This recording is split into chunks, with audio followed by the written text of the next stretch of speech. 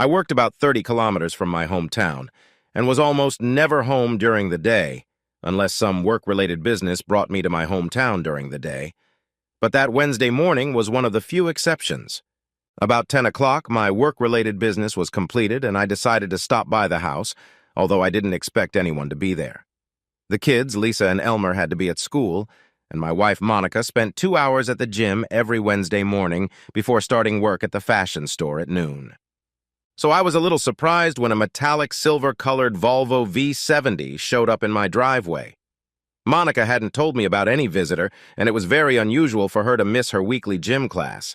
I can't deny that the V70 piqued my curiosity a bit, as it's the most common car here, and it didn't give me any clues about the owner. Our car registry is national, and owner information can be obtained via cell phone. A text message was sent to the registry with the license plate number, and a few seconds later, the owner's name and address arrived on the phone. The response from the registrar interested me even more because the owner of the car turned out to be the store where Monica worked, Paris Fashion AB. The store was run by Lena Alfredson, the wife of Eric Alfredson, both in their early 40s. Eric was known for climbing the career ladder and gaining more and more influence. I hardly knew either of them because I had never been invited to any of their parties. What the hell were they both doing in my house at this hour? If the visitor was Lena, it must have been for a very important reason, and if it was Eric, I was beginning to fear that it might even be the worst possible shit because there were all kinds of rumors about him. But I still had hope of finding an innocent explanation for this visit. However, I decided to prepare for everything and got my cell phone's 5-megapixel camera ready for action. Not that I expected to need it, but just in case. Then I crept into the house. There was no one in the kitchen or living room. My heart beat faster when I heard muffled sounds from somewhere. The door to the bedroom was closed, but as I put my ear to the door, I heard a woman's voice, probably Monica's. There was no time to waste. Getting my cell phone camera ready, I opened the door and stepped inside. Monica and Eric immediately spotted me as I took a few more steps toward the bed, took aim, and snapped a picture with the small flash in my cell phone camera. I then rushed over to the bed, punched Eric in the face with my fists, knocked him to the floor, and gave him several hard blows to his balls. Monica was screaming hysterically, and I was yelling at her to shut up. Eric didn't try to resist as I dragged him naked out of the house and threw him into the car. I went back for his clothes and threw them to him and yelled, "If you don't get your ass off my property within 30 seconds, I'm going to beat the shit out of you." I think he left in a lot less time and doubted he had time to get dressed. Back at the house, I told Monica to get dressed, clean up, and not come back until tomorrow. I even told her that the kids would spend the night with her parents and I would take them there after school.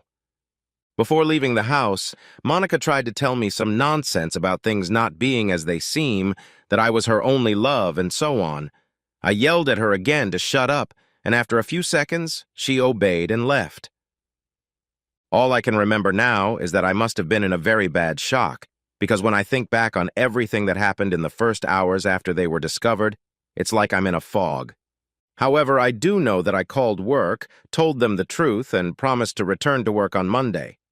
Afterward, I called Eric's wife and told her that I found her husband naked in my bed, sleeping with my wife. I still remember her swearing like an old dock laborer. After that, I called to have the biggest dumpster put on my lawn. The next step was to take all of Monica's clothes and other personal belongings out to the garage. I took out even the little she still had of the things she brought with her when we moved in together, and even all the stuff she had gotten from her parents and other relatives during our marriage. Everything was stacked on a plastic tarp on the garage floor. I then took an electric saw and destroyed the rather expensive bed that Monica had cheated on me on. After that, I started wrecking all the other furniture in the entire house, except for the kids' rooms, which I didn't touch at all. Once I had a container, I started throwing everything left in the closets into it and then filled it with broken furniture. It was an expensive container, very expensive. Monica always preferred to buy good quality things. Now I didn't care at all about the cost of lost things, because a lost marriage seemed like a much greater loss to me. One of my friends had a summer house near the city which his family rarely used.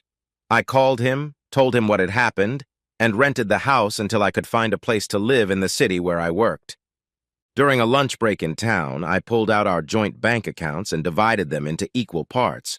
When everything but clothes and personal belongings were out, I set about cleaning the house, and in the evening I started working in my still pristine home office, loading a picture of Monica and Eric into the computer. It was a very nice picture of them sleeping in the missionary position and both looking at the camera. There was no doubt about who was in the picture. I knew that Eric had several political goals at the local and county level, and one of them was to become a leader in his political party. Politicians usually need publicity, and now Eric was getting plenty of it, because I had sent the picture of him sleeping with Monica to all the local politicians whose email addresses I could find. Text was added to the photo explaining who screwed who. I even printed out a few of the photos, which I mailed to those who didn't have an email address. Monica called me several times throughout the day. I answered all of her calls, and each time told her that we had nothing to say to each other yet. Much to my surprise, I didn't get the expected visit from the police. Apparently, Eric didn't accuse me of beating him up. I spent the night in my son's room, and I can't deny that in the morning, when I looked around the house and discovered how badly I had overreacted in my shock and anger, I felt remorse.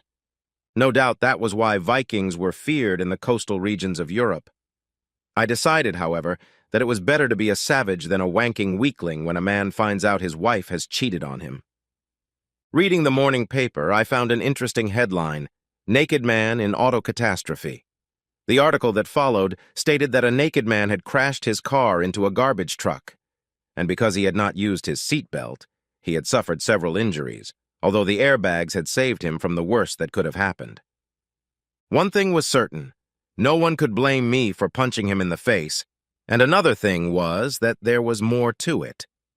Indeed, there was a lot of new information in the newspapers about a scandal involving such an important politician. Monica arrived home at 10 in the morning and was shocked when she saw the container on the lawn and when she entered the nearly empty house. She screamed for several minutes before she was able to ask me, "What have you done?" I replied, "What did I do? What have you done? You ended our marriage and I cleaned up what was left of it. Your things are in the garage. Get them before the house is sold." She yelled, "Do you know what happened to Eric? And do you know I'm fired from my job?" Don't blame me. Is it really my fault that Eric and you messed up our marriage and your job? She didn't answer anything. Instead, she paced around the house and screamed loudly as she realized the serious consequences of her cheating. She then called the police and waited outside the house for the police car to arrive. 2 young policewomen asked me if they could look inside the house.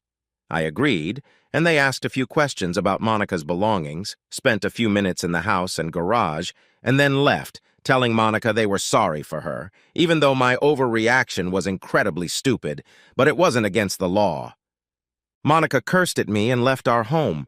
Our children and Monica stayed with my parents, and when I called them the next day, I arranged a meeting to negotiate because Monica refused to see or talk to me. We met at a coffee shop, and since we couldn't change the past, we agreed to talk about the future. Since I had always liked Monica's parents very much, I told them the truth and told them that I intended to find an apartment near my work. I wanted the kids to stay at their current school and near their friends, so I offered Monica custody. The only stipulation was that I wanted to see the children every other weekend and on special occasions once agreed plus holidays together. Monica's parents agreed that it was important for the children to have a good relationship with their father. They even promised to help Monica buy me out of the house. Since the negotiations clearly went better for Monica than she expected, she agreed to meet with me to discuss the details that needed to be worked out. I met her at the same cafe where I had met her parents, and since we both realized there was no turning back, we didn't talk about it. Instead, we tried to find solutions for the future. We agreed on the kids, and she said she and her parents were working on buying me out of the house.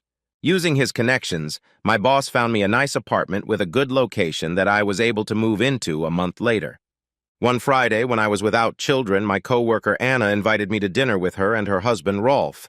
I accepted, and much to my delight, they even invited Rolf's recently divorced sister, Elisa. Elise was quite a beautiful and very compliant woman, a few years younger than me, and we had a wonderful evening together. We even agreed to go shopping the next morning at a huge shopping center in the capital of our county. The trip went well, and Elise's 5-year-old daughter Lena and I became fast friends. In the evening, Elise and I decided to cook dinner together at her house. The three of us had fun cooking. During dinner, Lena looked at me and asked, "Do you want to marry my mom?" I was caught off guard and had a hard time saying no, so I replied, "I would like to, but your mom has to think about it first." Lena looked at her mom and asked, "Are you thinking about it?" Elise smiled at both of us and replied, "Oh yes, I promise I will think about it a lot." Later that evening, as Lena slept in her room, Elise and I snuggled on the couch for a while, and she said, "Lena really wants me to get married because her father is already living together with his new girlfriend and you are sort of confirmed as my husband, according to Lena." I kissed Elise and told her I would do my best to keep my promise to Lena. I was pleasantly surprised when she offered to let me stay the night if I agreed to act like a nice guy. Although I had no idea how Eliza expected good guy behavior, I agreed to be one. I decided to take things slowly until she said no and stopped there. I kissed her gently, ran my hand under her hemline, and whispered in her ear, "It feels like we've been together a long time and I've been in love with you all this time." She giggled and replied, "Are you kidding?" She didn't try to resist as I ran my hand under her skirt, stroked her pantyhose, and said, "No, I'm serious, 100% serious." Now she looked me straight in the eye and asked, "Serious or just trying to get me to have sex? How will I know? Trust me." She continued to look me in the eye and replied, "I believe you and I care about you too, but isn't it a little weird to say things like that on our first date?" Now I put both arms around her and said, "I can't explain how it could have happened so incredibly fast, but it did, and the truth is that I'm in love with you." She didn't resist when I started undressing her, but said that unprotected sex was out of the question. She wasn't on the pill and she didn't expect me to come to our first date with condoms. Once we were both naked, I carried her into the bedroom. Elise and I continued to snuggle and make small talk for a while longer before we fell asleep. Since she was afraid I would think she was a cheap whore and leave her, I had to do my best to convince her that everything I had said about love was true. The next day, I took Eliza and Lena to dinner at the famous hotel, and I felt like we had become a real family. On Monday, back at work, I got a lot of questions about the past weekend, and it was obviously well evident by me that it had been a great weekend. Of course, Anna's dinner was set up to cheer up the poor guy, and to everyone's surprise, it went much better than they expected. Epilogue. After the scandal, Eric Alfredson was abandoned by his wife and political friends. He left town. Monica bought me out of our house. She found a new job in an office and is dating a guy she found on the internet. I've never met him, but my kids said they like him. I'm happy because Lisa and Elmer get along very well with Elisa and Lena. Elise and I are planning a wedding, and she is even talking about a baby. Our relationship is at a great level, and we are looking for a house in some nice neighborhood. Most people's lives have ups and downs, but right now Elise, our kids, our ex, and I are doing well.